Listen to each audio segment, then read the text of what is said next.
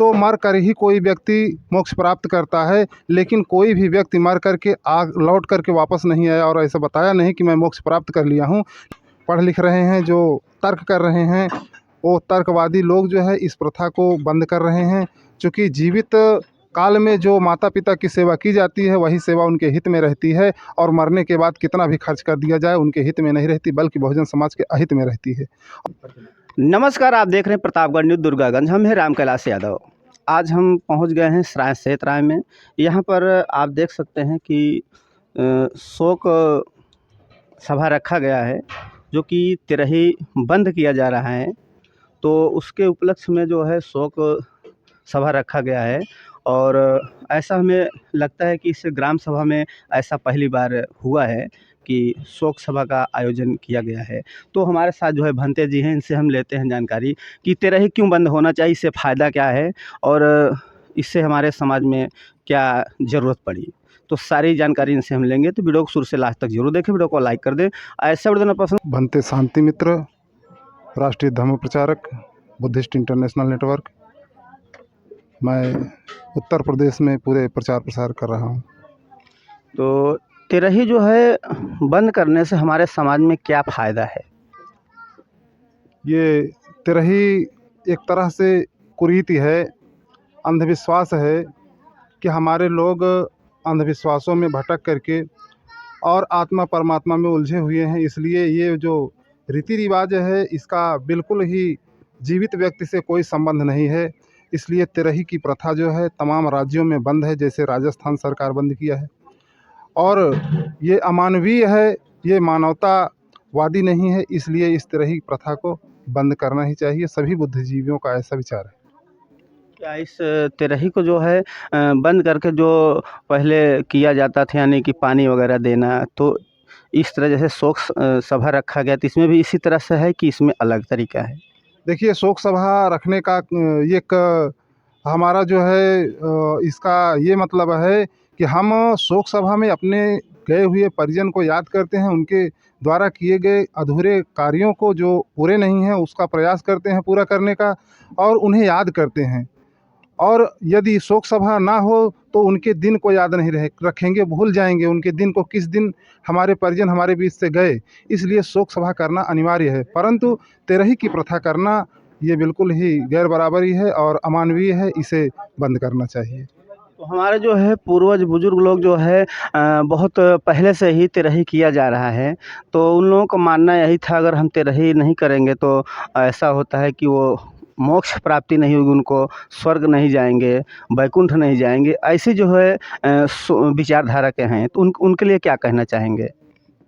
जी, उनके लिए हम यही कहना चाहेंगे कि जो मोक्ष प्राप्ति है, और बुद्धिज़्म में कहा जाता है निर्वाण प्राप्त करना, तो निर्वाण प्राप्त करना है आत्म साक्षात करना, और मोक्ष के लिए मरना होता है। तो मर कर ही कोई व्यक्ति मोक्ष प्राप्त करता है, लेकिन कोई भी व्यक्ति मर कर के लौट कर के वापस नहीं आया और ऐसा बताया नहीं कि मैं मोक्ष प्राप्त कर लिया हूँ। लेकिन निर्वाण प्राप्त तमाम हमारे पुरखे हुए, जिनका उदाहरण है। तो निर्वाण प्राप्त करना ये जो है बुद्धिज़्म में है, और इसी को हिंदुइज़्म में कहा जाता है कि मोक्ष प्राप्त करना। तो इसलिए मोक्ष और निर्वाण में इतना अंतर है कि निर्वाण प्राप्त करने के लिए अपने आप को सभी प्रकार के राग और दोषों से दूर करना होता है। और जैसे हम लोग यहाँ चीवरधारी हैं, तो तमाम इस बात को आगे बढ़ा रहे हैं, और निर्वाण प्राप्त कर, यानी हमारा जो पुराना नाम था वो नाम अलग हो गया और हमारा नया नाम आया। हम लोगों ने अपने बहुजन समाज को सुधारने के लिए अपना जीवन लगा रहे हैं। ये निर्वाण प्राप्ति है, और बाकी जो मोक्ष की है ये तो दूसरी व्यवस्था है। इस व्यवस्था से हमारा कोई संबंध नहीं है। चैनल के माध्यम से आप जनता से क्या कहना चाहेंगे कि तिरही बंद करें या ना करें, उसके उपलक्ष्य में क्या कहेंगे? तिरही एक कुप्रथा है, हमारे समाज में अज्ञानता की वजह से ऐसा लगाया गया, जिसका हमारे इस समाज से कोई मतलब नहीं। हमारे समाज को ज़्यादा से ज़्यादा शिक्षा की ओर अग्रसित होना चाहिए, और ऐसे पाखंडवादी विचारधारा को, दूषित विचारधारा को दूर करना चाहिए, जिससे कि हमारे बहुजन समाज का हित हो, फ़ायदा हो। चूँकि युवा मर जाता है तो बहुत ही दुख होता है, तकलीफ़ होती है, और ऐसी कुरीति लगी है समाज में कि कार्य करना ही चाहिए, काम करना ही चाहिए। तो ये जो है अमानवीय है, ये बिल्कुल ही ठीक नहीं है। ऐसी प्रथा को बिल्कुल दूर करना चाहिए। क्या इस तरह के जो है लोग उसे एक्सेप्ट कर रहे हैं कि तिरही बंद किया जाए? ऐसे आप कितनी जगह पर आप लोग जा चुके हैं? जी, हम बहुत सारी जगहों पर जा चुके हैं। जो लोग पढ़ लिख रहे हैं, जो तर्क कर रहे हैं, वो तर्कवादी लोग जो है इस प्रथा को बंद कर रहे हैं। चूँकि जीवित काल में जो माता पिता की सेवा की जाती है, वही सेवा उनके हित में रहती है, और मरने के बाद कितना भी खर्च कर दिया जाए उनके हित में नहीं रहती, बल्कि बहुजन समाज के अहित में रहती है। और उससे बहुजन समाज का नुकसान होता है, बहुत सारा पैसा भी चला जाता है, और बीमारी में यदि दवा में लगा है तो भी पैसा जो है चला गया होता है। इसलिए ऐसी प्रथा को बंद करना चाहिए। जैसे यहाँ पर शोक सभा समारोह किया जाता है, तो इसमें जो है आप लोग किस तरह से करवाते हैं, उसके बारे में कुछ बताइए? शोक सभा में सिर्फ वैज्ञानिक तरीके से होता है कि हम अपने महापुरुषों को याद करते हैं जो हमारे बीच में आज नहीं रहे। उन्होंने संविधान दिया और उन्होंने हमारे समाज की संस्कृति बदली, और बहुजन समाज के लिए संघर्ष करते करते अपना जीवन बलिदान कर दिए। ऐसे महापुरुषों को याद करते हैं, और जो शोक जिनके निमित्त करते हैं उनकी तस्वीरें लगाई जाती हैं। उनके द्वारा जो भी समाज में कार्य किया है उस कार्य का समाज में बताया जाता है। और ये बिल्कुल जो है तस्वीरों के माध्यम से और हमारे महापुरुषों को याद करके ये कार्यक्रम शोक सभा करना चाहिए। तिरही बंद करने से हमारे समाज में सबसे बड़ा फ़ायदा क्या होगा?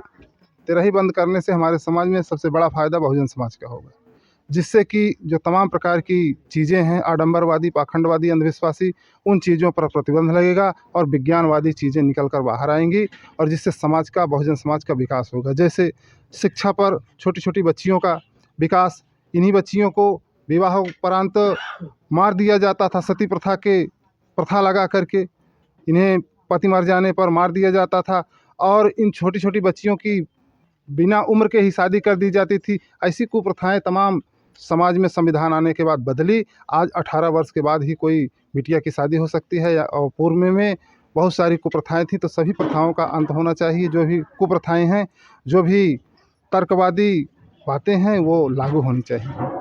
क्या आप लोग जो है इसमें ईश्वर में विश्वास रखते हैं या नहीं रखते? ईश्वर और तमाम प्रकार के जो ऐसे वक्तव्य हैं, इन वक्तव्यों से हम लोग बहुत बचते हैं, क्योंकि इनमें समय ज़्यादा अपना जाया नहीं, अपनी ऊर्जा जो है वहाँ नहीं लगाना चाहिए जहाँ पर कोई चीज़ है ही नहीं। इसके लिए महाकारुणिक भगवान बुद्ध अव्याकृतम करते थे कि इस पर कोई भी बात करने से कोई फ़ायदा है नहीं। इसलिए ईश्वर पर और अल्लाह पर, ऐसे पर हमारे पुरखों ने कोई कभी बात नहीं किया है। इसलिए हम लोग भी कभी इन चीज़ों पर विश्वास नहीं करते। हम मानव एक समान पर विश्वास करते हैं, और सभी मानव में अपने जैसा ही सभी को समझते हैं। राकेश यादव, राष्ट्रीय पिछड़ा वर्ग मोर्चा जिला अध्यक्ष। तो आप जो है अपने समाज को क्या कहना चाहेंगे चैनल के माध्यम से तिरही के बारे में? सर, मैं आपके चैनल के माध्यम से ये बताना चाहूँगा कि 13वीं ही नहीं, लगभग ये जो व्यवस्थाएं भारत देश के हिंदू समाज में है, और हिंदू पंडित पुजारी पुरोहितों के द्वारा थोपी गई ये व्यवस्थाएं हैं, ये समाज के लिए बहुत ही अनहितकारी सिद्ध हो रही है। क्योंकि इससे जो है ना तो लोगों को रोज़गार मिल रहा है, ना तो लोगों को जो है एजुकेशन मिल रहा है, ना तो लोगों को जो है बौद्धिक विकास हो रहा है। तो समाज में ऐसा चीज़ें होनी चाहिए जो वैज्ञानिक सिस्टम पर आधारित होनी चाहिए। क्योंकि दुनिया के अंदर 263 देश हैं, 263 देश में भारत में जितनी कुरीतियाँ, जितने रीति रिवाज और संस्कार पाए जाते हैं, दुनिया में कहीं नहीं पाए जाते हैं। तो मैं चाहता हूँ कि हमारे पुरखों ने चूँकि कहा था कि ऐसी सामाजिक कुरीतियों से लोगों को जो है आगाह किया जाना चाहिए, जिससे समाज का नुकसान ना हो। सर, आप भी कुछ कहना चाहेंगे समाज के बारे में? अपना परिचय दीजिए। मेरा नाम धर्मेंद्र सरोज है।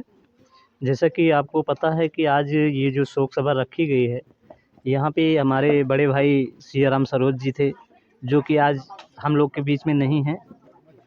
तो ये शोक सभा इसीलिए रखा गया कि ये जो 13वीं का कार्यक्रम लोग करते हैं और बहुत सारी चीज़ें व्यर्थ करते हैं, उसमें बहुत सारे पाखंडवाद और बहुत सारे चीज़ें हैं।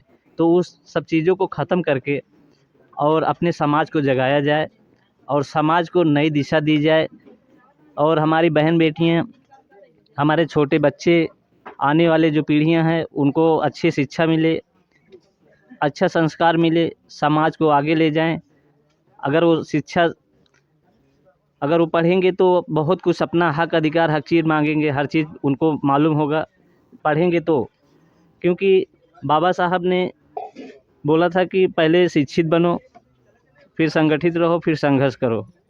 अगर आप शिक्षा, वो बोलते हैं ना, शिक्षा वो शेरनी का दूध है, जो पिएगा वही दहाड़ता है। तो हमारे समाज को आज ज़रूरत है, तो हम लोग यही चाह रहे हैं कि ये जो कुप्रथा है इसको ख़त्म जितना जल्दी से जल्दी हो सके, ये 13वीं का जो कुप्रथा है इसको ख़त्म कर दिया जाए। और हमारे जो लोग, आप समझ लीजिए कि हमारे घर का एक सदस्य चला जाता है, उसके बाद लोग बोलते हैं आप 13वीं करिए, ये करिए, वो करिए, खिलाइए लोगों को, पानी दीजिए, मुंडन करिए, ये सब हमारे लोगों को बताया जाता है, परेशान किया जाता है। ऐसा कुछ होना नहीं चाहिए, क्योंकि इससे हमारे समाज का कुछ भला होने वाला नहीं है। समाज का भला होगा अगर पढ़ेगा लिखेगा हमारा समाज, तो अपने आप ही वो अपना हक अधिकार मांगेगा, और इससे बाकी ये सब से कोई मतलब नहीं है। ये हम यही चाहेंगे कि ये जितना जल्द से जल्द बंद हो।